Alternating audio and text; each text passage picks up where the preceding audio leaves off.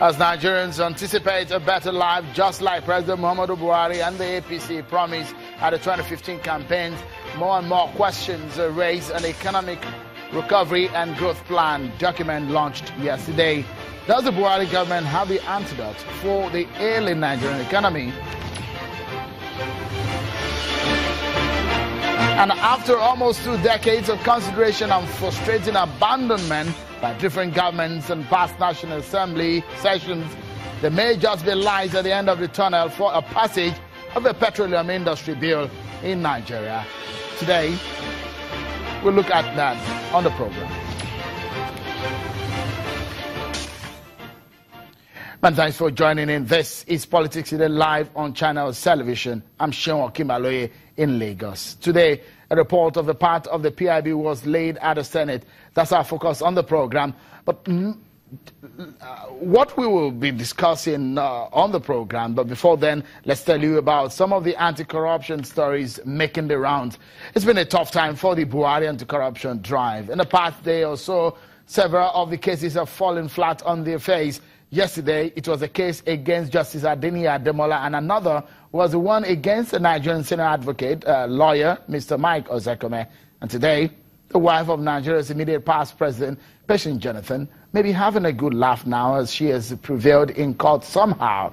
A federal high court sitting in Lagos has lifted the order freezing the account of the former First Lady, Mrs. Pt.1 Jonathan.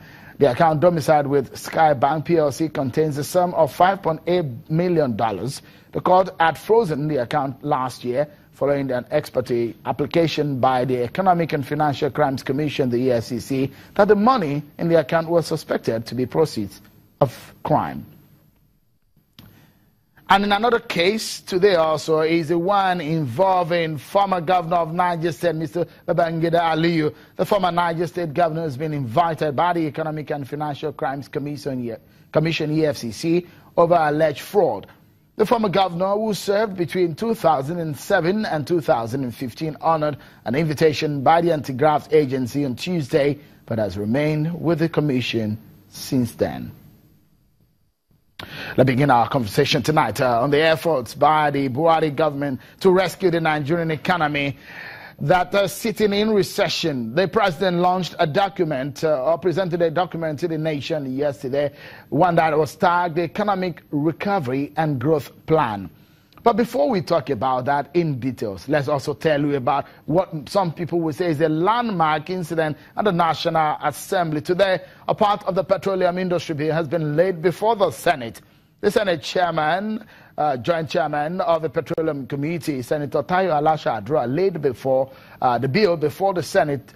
The bill laid today is said to be the Petroleum Industry Governance Bill, which was prepared by the Joint Committee. The bill has been in consideration for several years, with different governments and national assemblies failing to see the passage. Well, joining me now to discuss the petroleum industry bill and the issues raised, as well as the issues on the economic recovery and growth plan of this government. First is Senator Tayo Alasha Adra, Joint Chairman, Senate Committee on Petroleum, in our Abuja studio. And here in Lagos is Dr. Vincent Nwani, Chairman, Research and Advocacy at the Lagos Chamber of Commerce and Industry. Many thanks for coming on the program. Thank you very much for having me. How does it come to you, first and foremost, the PIB? Somehow, we've never seen it come to light ever in the life of, at least in the last almost 2 decades. But now for the first time, we've seen something that looks like what should come to the table, come to the in front of the Senate today. Well, the PIB is one of the most controversial bills in Nigerian post-military regime since 1999. I think the bill was laid first in 2003, if I'm correct. And today, for the first time, we've seen a joint a bill that is harmonized by the Joint Committee of the House. But again, the first information is to let the public know that this is just a small arm or the small segment of the big bill.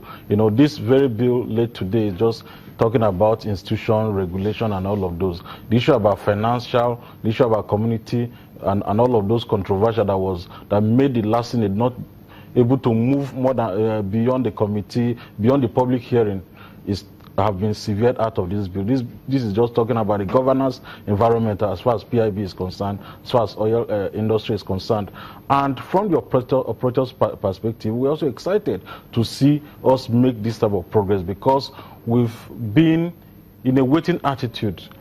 Some scholars say that Nigeria have lost about 100 billion US dollars over the last 10 years waiting and sitting for this bill. We want this bill passed, but passed in the right form. We want to see the confidence in the oil and gas industry restored. We want to see that investors that have gone to other jurisdictions or that are still waiting at the fence will likely come back, and this will aid the so-called recovery plan that will just... A lot of debt, a lot of people would say, owed some operators within the sector. This time around, what do you, if you look to the crystal ball now, if maybe we can take that perspective, what could be contained in that governance portion of the BI, the version that has been laid today? What do you think are the essentials that we should be looking out for that is germane for the progress of the Nigerian petroleum industry? One is sanctity of contracts. You know, it affects the private sector operating in this sector. Sanctity of contract.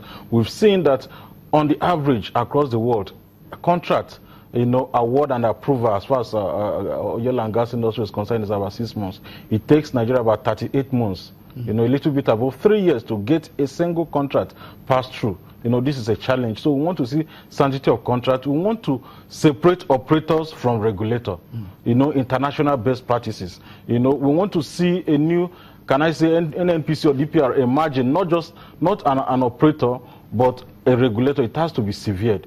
The situation we have now, we see an NNPC operating as an operator and a regulator. You know, in a case where an NNPC have issue with other operators, you know, you cannot be a judge in your own case. You know, these are challenges. We want to see a type of, can I say, division of labor, or a situation where government, very big, powerful government agency or personality doesn't have it all, you know. Something like an APES regulatory body in that sector. So these are some of the things, issues that we'll be expecting. Exactly. Again, the issue of how the industry is being administered, for example, there are a lot of issues as regarding the Minister of Petroleum, the issue of the powers of the President. Exactly. What would you suggest, for example?